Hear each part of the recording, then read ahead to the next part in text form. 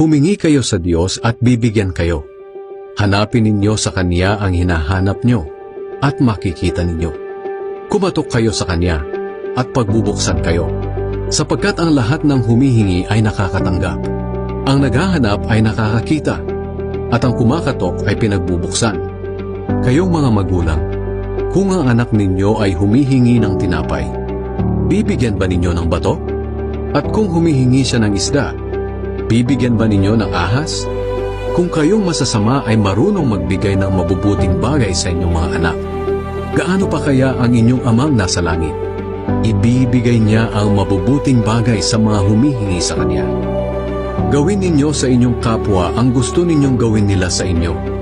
Ganiyan ang tamang pagsunod sa kautusan ni Moises at sa mga isinulat ng mga propeta.